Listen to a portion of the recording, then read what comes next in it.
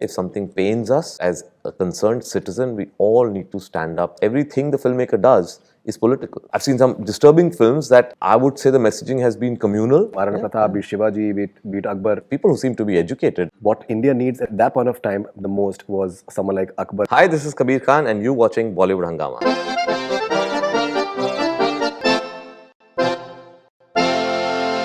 It's always wonderful to interact with Kabir Khan. He's not merely a filmmaker, he's much more than that. Pleasure having you back on Bollywood Hungama. Thank you for this. How important is it for celebrities to believe in what they do and reflect it through their actions in real life as well? I think it's very important. I think any artist without ideology is incomplete. You have to have certain beliefs, and that definitely must reflect in your work. That's otherwise, how does one distinguish between two different creators? In my case, my politics are very evident in my films. They're always there in the layers beneath, in the backdrop to the stories.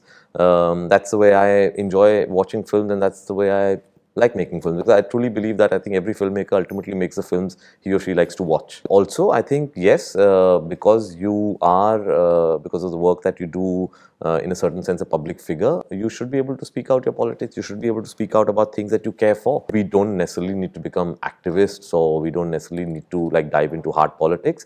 But I think it's very important. If something pains us, if something makes us sad about something happening in the country, then not just as artists, but as a concerned citizen, we all need to stand up and express our opinion. Now, be it Bajrangi Bhaijaan, be it Phantom, be it Tube Light, there's always been a subtext to your stories. You're trying to say something beyond the obvious and beyond maybe the war or anything surrounding that. How crucial is a subtext for you? Subtext is, I think, very crucial. Subtext sometimes is what then excites you. So the thing is, the backdrop or the subtext or the layers beneath, you can't make a film about that.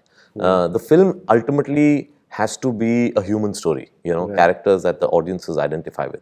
But what brings them alive, what makes the world around them, is the subtext, is the backdrop. Otherwise, they are operating in a vacuum, in La La Land. It's something that I've always had trouble when I used to watch films, sometimes in mainstream, growing up in the 80s. I would struggle with that. Therefore, my favorite filmmakers would be people like Mani Ratnam, who always had that subtext, who always had a larger-than-life political backdrop that has a direct bearing on the story in the foreground. So yes, I think the subtext is very important, because a film is a very political being, whether you know it or not. Everything the filmmaker does is political. The way he or she frames a woman through their lens is political. Yeah. It's talking about their politics, gender politics. It's talking about how they look at the world, how they, what their value systems are. So you can't say that, oh, no, I know nothing about politics. Everything is political in the film, and you have to own up those politics. Sometimes there are politics inadvertently, because sometimes I've seen some disturbing films that I would say the messaging has been communal,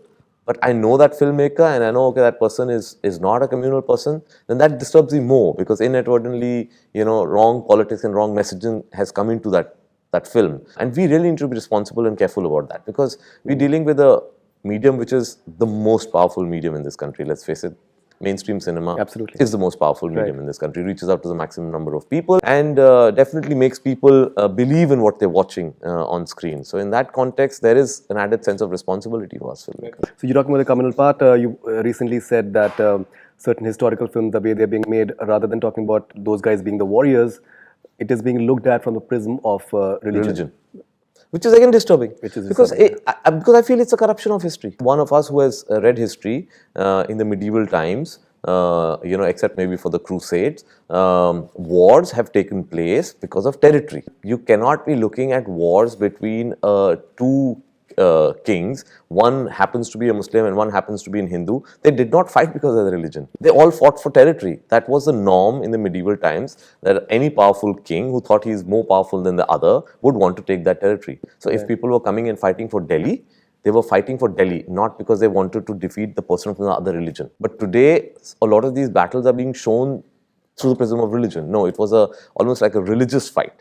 And that's a complete distortion, because that completely starts then demonizing, some of the way the Mughals are being demonized. I mean, to talk about the Mughals only through the context of their religious identity, I think is complete corruption of history. Babur took over Delhi, not from a Rajput king. He took it from Ibrahim Lodi, who also happen to be a Muslim. You have to be careful about these things when you're portraying history, and if you fall into that trap, which seems to be the popular right-wing narrative right now, where everything is being seen through the prism of religion, then I think it's you're being irresponsible. There have been so many examples when a lot of these rulers, they've depended on their chiefs of various communities. Absolutely, Be it Maharana yeah. Pratap, be it Shivaji, be it Akbar. Yeah. There have been so many examples. Absolutely. And in a way, I think we should look at history from a more maybe positive outlook than Yeah. trying to divide. And look at it in a truer perspective. Exactly. You cannot apply sort of your understanding of the sort of religious divide that is happening right now in the society and apply it to something that happened 500, 600 years ago. You're looking at it through the wrong perspective. I understand that history is about interpretations, and unfortunately, the negative interpretation seems to be dominating the proceedings. I mean, you are.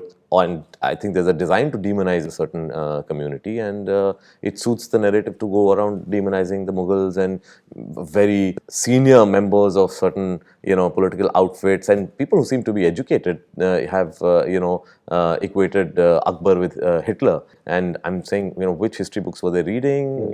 What is their objective in this kind of complete and utter misinformation? There's a recent book on Akbar. It's called Allahu Akbar by this historian called Manimukh Sharma, and where he starts off with a letter to the editor of Times of India in 1941, where he said that more than Gandhi, Nehru, and Jinnah, what India needs at that point of time the most was someone like Akbar, because the way he believed in secularism was next level. Absolutely. So imagine a person like that who suddenly is being looked upon as somebody who all his life was only devoted to conversions and mass massacres and murders. I mean, it's ridiculous. And the problem is that it's the WhatsApp university today, right? So whatever is sent out becomes gospel, and that's what people begin to understand. You've been part of some amazing documentaries. We're coming to the Forgotten Army shortly. There's a very interesting series on Amazon only. It's called Hitler's Propaganda Machinery, which I think chronicles whatever happened in that time. Goebbels. Yeah. So what do you think is... What is amazing is how from the time of Hitler, there's a certain similarity between how the right wing operates, right? And I think when you talk about Hitler's propaganda machinery, Hitler's propaganda minister Goebbels was famous for that. Repeat a lie so many times that it becomes the truth. And that definitely is something that the right wing, the world over, seems to be following. Pick up something which is completely incorrect, which suits your narrative, just bombard it 10 times, 100 times, and then becomes the truth. So that's exactly what they seem to be doing all over the world now.